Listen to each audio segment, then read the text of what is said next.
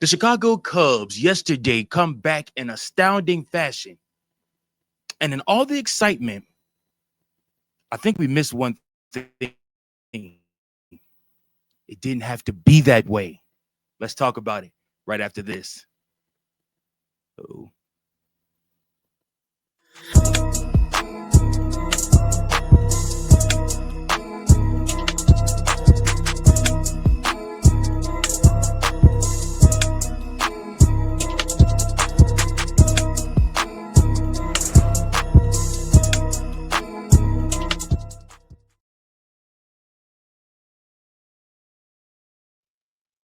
What's up, C3 fam? Happy Saturday to each and every last one of you.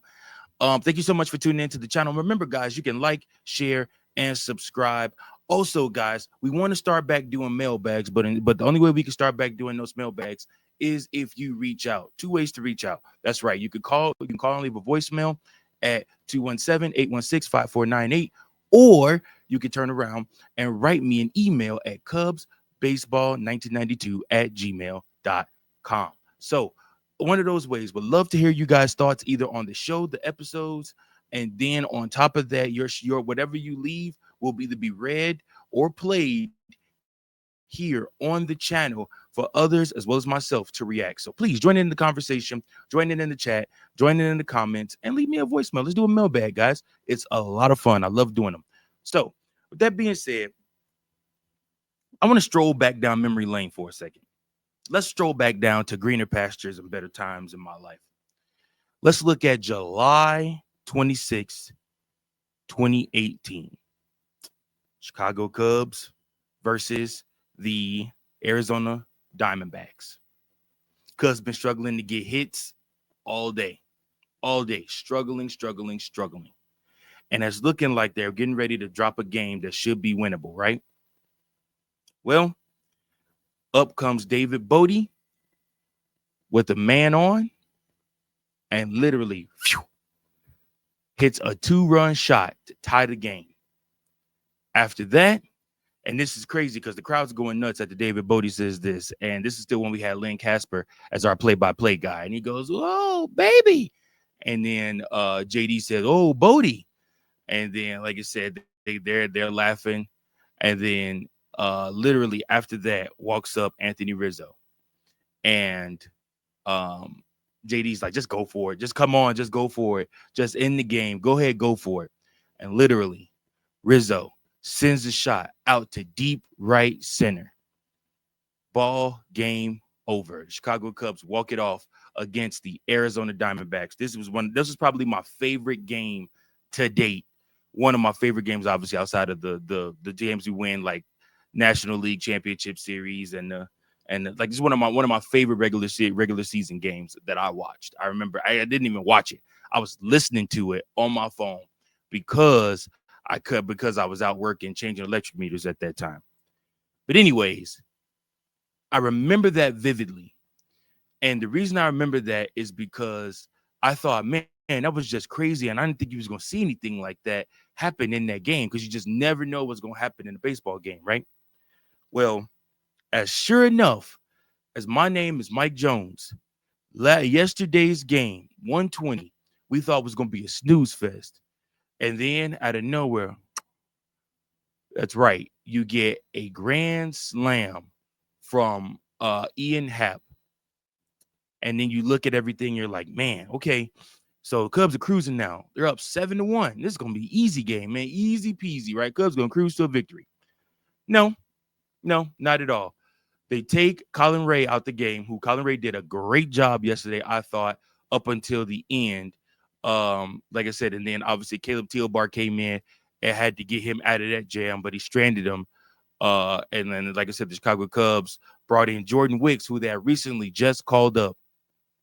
And I think to myself, I'm like, okay, well, Jordan Wicks should be good for it. I mean, he's been doing okay down in AAA. I mean, he should be ready, right? He should be ready for the moment. Nope. Jordan Wicks comes in, walks 3. Or no, I'm sorry, gives up 3 hits and loads the bags and immediately is pulled from the game. Immediately. And I'll get back to that in a second and my problems with that. But at the same time, Then they bring in then after that we bring in Porter Hodge, and Porter Hodge comes in and literally gives up 4 hits, 6 earned runs, including a grand slam. Grand slam.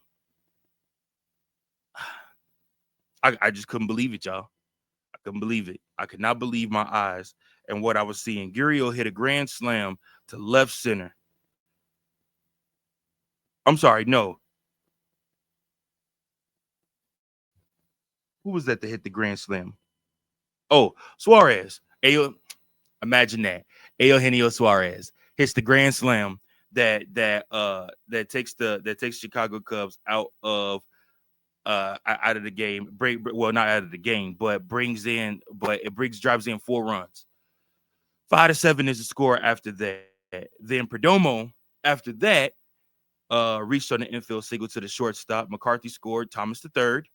Then after that, Gruchik doubled to left. Perdomo scored on an error, and Thomas scored on an error, which is another thing we got to talk about. Chicago Cubs have to clean up these errors. It's ugly out here. And then, like I said, the error was caused by Ian Happ. Then after that, Gurriel Jr. comes up, homers to left center, and Gruchik scored and Naylor scored. The Diamondbacks literally shifted this game in a matter of 45 minutes from the Chicago Cubs being up 7-1 to down 11-7. I just went through all of that just to tell y'all this. And it's not anything that breaking news, newsworthy. The Chicago Cubs need a damn bullpen. They need a bullpen in the worst way. This is unacceptable. Unacceptable. Now, everybody that went to the ballpark yesterday left happy if you were a Cubs fan because the Cubs came back and won that game. But this is ridiculous. There is no way that should happen to a team that's supposedly supposed to be all in on this season, to a team that's supposed to be vying for playoff contention, vying to win the NL Central, vying to go to the NL title game. Not the NL Central, NL title game, National League title game. The problem with the Chicago Cubs is we don't have a bullpen. You guys understand the Chicago Cubs will probably be somewhere, I don't know. They're 13-9 right now. You could probably say the Chicago Cubs could easily be 17-5 if we had a bullpen. 17-5 if we had a bullpen. I feel as though there were only 3 to 4 games that we lost just because we got out hit and our starters cost us the game. Outside of that, every single one of those last games came to the Chicago Cubs having a lead and losing that lead because the bullpen could not hold on to it. And that is unprecedented. That's ridiculous. Chicago Cubs got to figure things out, man. Jordan Wicks should not be up in the majors. I'm just going to say it, y'all. Sorry. Jordan Wicks shouldn't be up in the majors. He ain't ready. Luke Little ain't ready. But what's causing them to not be ready? What are they not getting down in AAA that when they get to the majors, they aren't ready? These guys, like Luke Little, could not throw a strike. Could not throw a strike. Jordan Wicks was throwing stuff. His velocity was down. I mean, they was hitting it right on the button. And normally I would say, okay, these guys are damaged goods. Just get rid of them, right? But then we see guys that we feel are like damaged goods and we need to get rid of them, right? And they go under somebody else and they literally begin to deal. They look so good. So this brings my focus back to Tommy Hotovy, back to the pitching coaches, and back to AAA. Craig Counsell is going to have to make some moves. Something's going to have to shake here because this can't keep happening where our guys aren't getting made ready and prepared to come up to the majors, and when they get here, the pitching lab don't get them right and ready. Chicago Cubs could easily have the best record in the MLB right now. Not just National League, in the MLB, had we had some stinking decent bullpen pitchers. It's unfortunate. Carson Kelly's playing out of his mind. Kyle Tucker, I'd sign him today if I could. Ian Happ is figuring things out. Dansby's still struggling. PCA is finding his way. Nico has been steady. Miguel Amaya has been a dude. But literally, we need a bullpen. Who are some bullpen pieces that you guys think Chicago Cubs could use? I cannot wait for Tyson Miller and Javier Assad to come back. It's ridiculous, y'all. It's ridiculous. But yeah, the Chicago Cubs did turn around and end up winning that game. It's not all sour grapes. They improved to 13-9 on the season. They once again take on those same Diamondbacks today. Hits will be at a premium because the vaunted Zach Gallen is up on the mound for those Diamondbacks. He is a 1-2 record, 4.64 ERA. So we'll see what happens. Ben Brown, last start against those Dodgers, man, he was on one. He looked sharp. Let's see if he's ready today. The wind will be blowing out. So, like I said, I mean, you cannot give the Diamondbacks any room. You can't.